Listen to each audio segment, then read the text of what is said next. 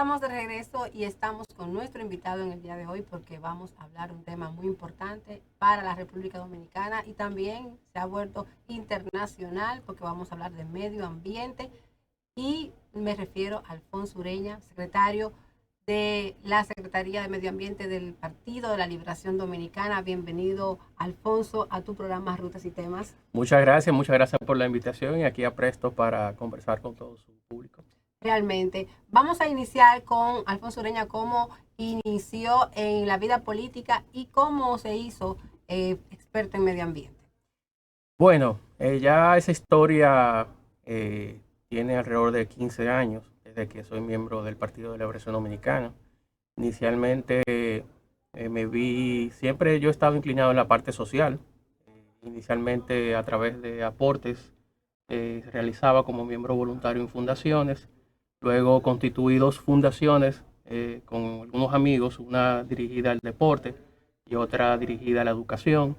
Y pues entendí que la política era una vía de ampliar mi espectro, porque en las fundaciones el impacto es mucho más puntual, mucho más reducido. Y de hecho ahí empezamos a identificar muchas situaciones de políticas públicas, falta de políticas públicas a nivel nacional. Y bueno, pues siempre fue una preocupación en mí, qué podríamos hacer como para mejorar la sociedad. Y bueno, tomé la decisión de ingresar al Partido de la Liberación Dominicana hace 15 años. Y bueno, la historia ha sido larga, a pesar de que soy joven, sí, soy joven. 15 años de ejercicio me han permitido pues ir escalando poco a poco en el partido. Y bueno, a pesar de haber en el 2020 partido lamentablemente no alcanzó la presidencia, bueno, sí pasó algo muy positivo para todos nosotros, que fue que vino un proceso de renovación completamente de todas las estructuras partidarias, tanto orgánicas como de los militantes en el territorio. Y bueno, opté por participar en una candidatura al Comité Central en el 2021.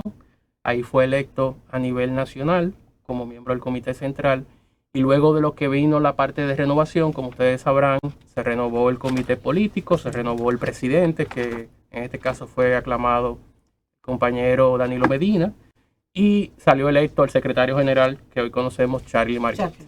Entonces, posteriormente vino una renovación del comité político, los 43 miembros restantes, y ya luego, en esa primera etapa, vino una segunda, que fue la renovación de las secretarías. Las secretarías son los órganos de trabajo del Partido de la Liberación Dominicana. Se dividen en tres partes: secretariado técnico científico, que es donde pertenece la Secretaría de Medio Ambiente, Partido, Sociedad y el orgánico. El orgánico son las secretarías que tienen que ver con la vida diaria del partido, organización, electorales, entre otros.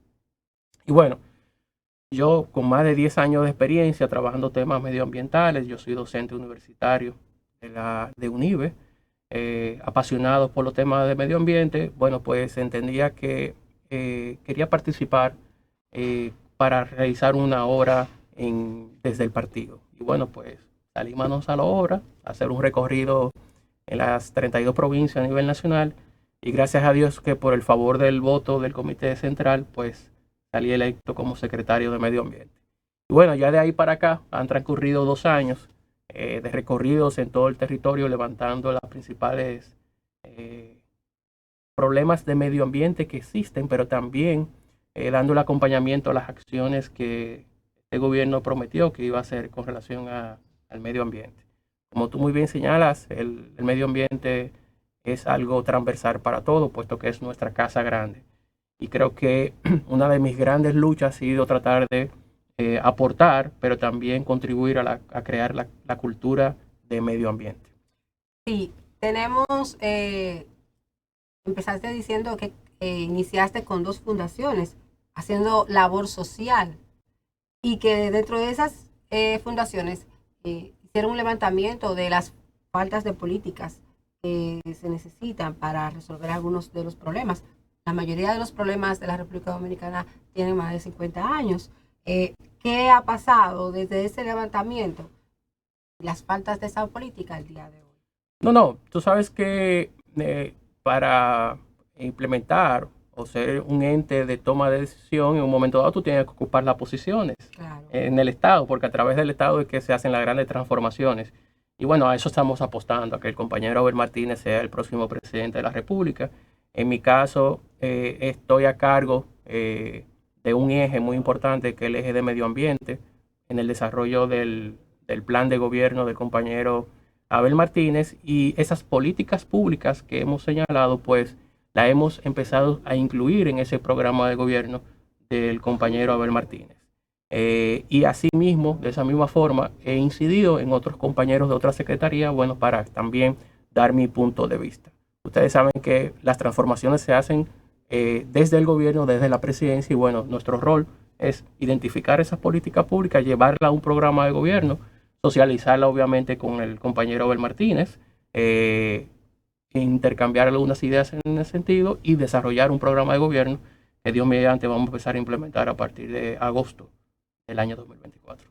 Excelente. El problema del medio ambiente se ha hecho algo ya general, mundial, el cambio climático, las consecuencias, y siempre se vive buscando desde los organismos internacionales y cada gobierno de cada país cómo involucrar la vida diaria para mejorar, contribuir a minimizar los efectos del medio ambiente. Estamos haciendo de la vida diaria cada paso que uno da para contribuir a contrarrestar los efectos. Llámese economía verde, llámese reciclaje, con menos contaminación ambiental, sónica, pero aquí en nuestro país, a la vista o así, de manera general, como que no se están viendo esos cambios. Vemos cada día más basura en las calles, vemos la contaminación de las playas, de los ríos. ¿Qué está pasando? Bueno, los temas de medio ambiente son muy amplios, muy transversal. Realmente pudiéramos aquí utilizar un programa diario durante un año para discutir en todas las aristas que componen el medio ambiente. Si podemos empezar analizando un poco la perspectiva a nivel global sobre el tema de medio ambiente, que es muy preocupante con relación al tema del cambio climático y cómo el hombre, la incidencia del hombre, o sea, nuestra incidencia industrial ha llevado a exacerbar al medio ambiente de una forma tal que lo que ha provocado es su calentamiento del mundo. Y este calentamiento del mundo, que es lo que le llamamos el cambio climático, lo que hacemos es que desde el año 1850, que es donde se destapa esa revolución industrial, empiezan a construirse y a quemarse combustibles, puesto que ustedes saben que ahí se construye los vehículos, se identifica que el petróleo como una medida de combustible, se empieza a evolucionar la parte industrial, y esa quema de combustible fósil es lo que ha provocado que se cree un efecto invernadero, que es como si fuera un efecto de una casa de campaña. Si quien ha tenido la oportunidad de pernoctar en una casa de campaña sabe que durante el día, cuando tú ingresas a la casa de campaña, pareciera un horno, porque los efectos de los rayos ultravioleta ingresan a la casa de campaña, atraviesan igualito y no salen, sino que se queda dentro. Exactamente eso pasa con los efectos del cambio climático. El CO2 que se queda pernoctando en la atmósfera no permite que los rayos ultravioletas ingresen a la Tierra y reboten hacia afuera, sino que se quede dentro y se crea ese efecto de calor, en el sentido que la naturaleza prácticamente no puede sacar ese aire caliente. Y lo que se genera es lo que está pasando hoy en día.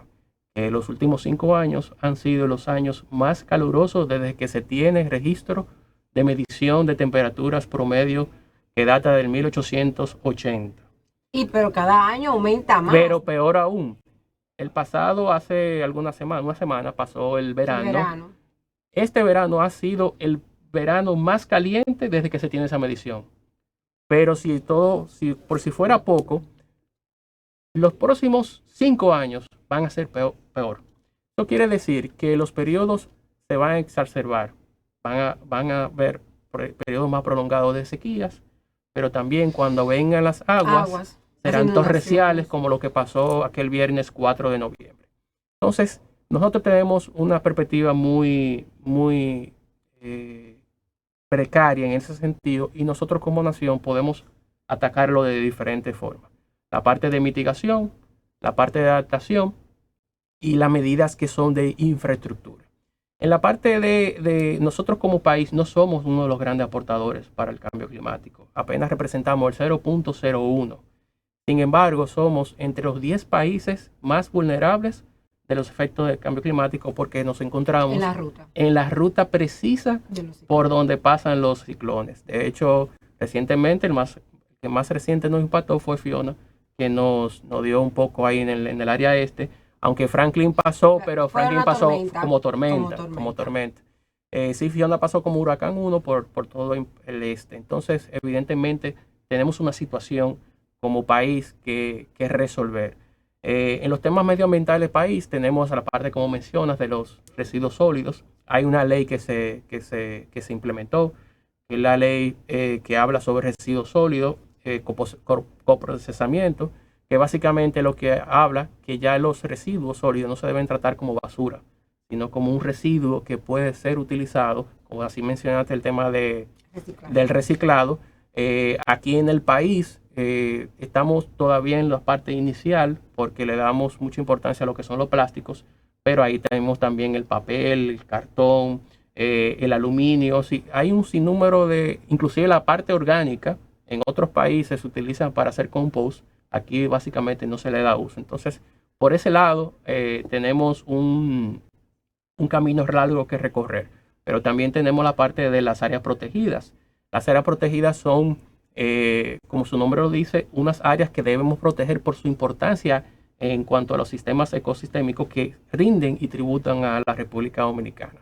Los principales ríos nacen en las áreas protegidas y de hecho, por efecto de recogida, ustedes saben que las áreas protegidas en su gran mayoría están por encima de 500 metros por encima del nivel del mar, y mucha parte de esa agua que se genera es por efecto de rocío, puesto que esas nubes cargadas de agua pasan por las copas de estos árboles y en un momento dado absorben esa humedad, y esa humedad por efecto de correntía pues va al subsuelo y ahí empiezan a nacer lo que son los ríos. Entonces, en ese sentido, nosotros tenemos un área protegida con una muy baja oportunidad. O sea, hay muchas áreas, falta de guardaparques. Los guardaparques que existen pues no están totalmente entrenados, puesto que hubo un cambio de gobierno y lo van desplazando. Muchas de esas personas con grandes experiencias pues se van dejando a un lado, pero también la parte de los bomberos forestales por igual. De hecho, hemos visto a lo largo de estos años donde fuegos que en un momento dado pudieran haber sido controlados, en un momento dado salen de control, precisamente por esa falta, número uno, de experiencia, pero también de herramientas. Entonces, hay mucho por hacer. De hecho, como mencionas, hay un tema principal con el tema del uso del agua, en el tema del río del Masacre, que creo que lo vamos a tocar más adelante. Pero en sentido general, en República Dominicana tenemos grandes retos por delante en el tema del medio ambiente. Y yo creo que el reto más grande es la educación. Podemos empezar con crear políticas desde las escuelas públicas y privadas, para llevar conciencia de la importancia de los efectos del medio ambiente y cómo conservar el medio ambiente.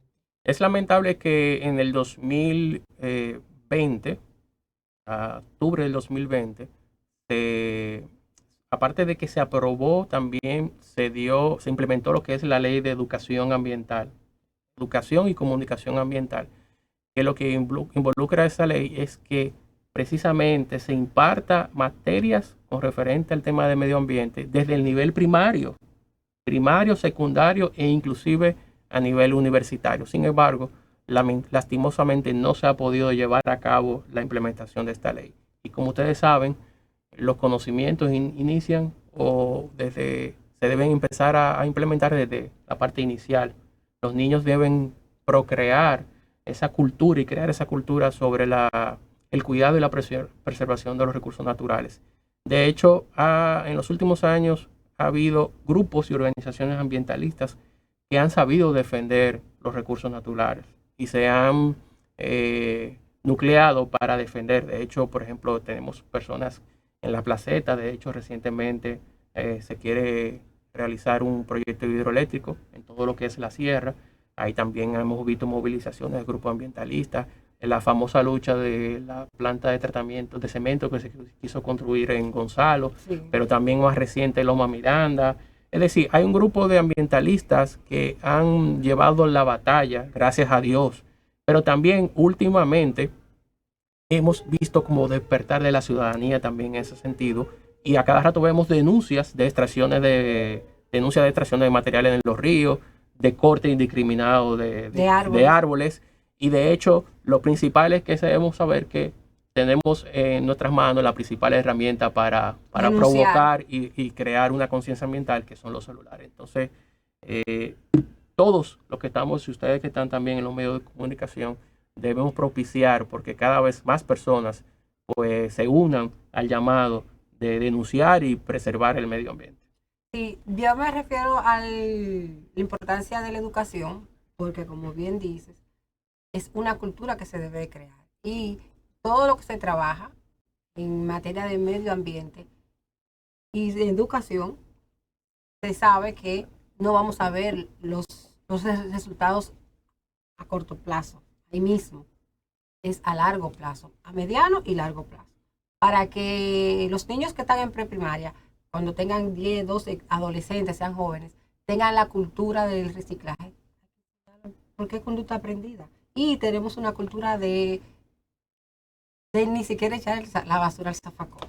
Sí, así es como señalas. De hecho, y bueno, no tenemos nosotros como padres, en mi caso particular, no tengo que esperar que se implemente esta medida, sino que como yo soy un ciudadano consciente sobre ello, bueno, pues yo tengo el deber de enseñarle a mis hijos sobre el cuidado y la preservación del medio ambiente. Y lo hago de una forma muy, muy típica, y es con el ejemplo. Me lo llevo yo por mis funciones, pero también por mi pasión. Generalmente me traslado a diferentes puntos del territorio dominicano.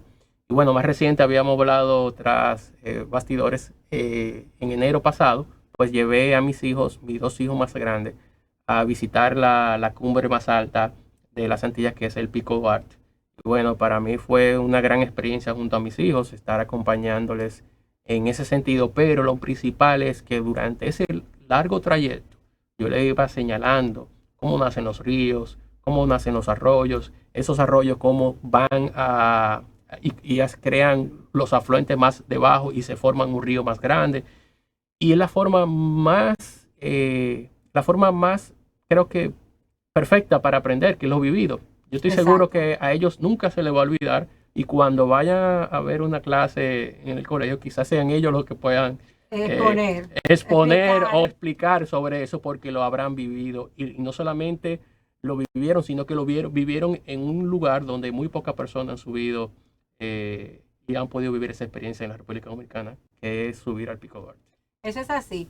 Vamos a hacer una pequeña pausa, pero cuando retornemos, vamos a hablar, aunque sea un poquito, un detallito, el por qué ese tipo de políticas no vemos que lo hacen desde el gobierno central. Está bien que los ciudadanos tomemos conciencia y lo iniciemos desde la casa y cada quien ponga nuestro granito de arena, pero no vemos que se hacen políticas desde el gobierno, cada uno de los gobiernos que han pasado, en función para contrarrestar y educar a la población acerca del medio ambiente. No se vayan, regresamos en breve.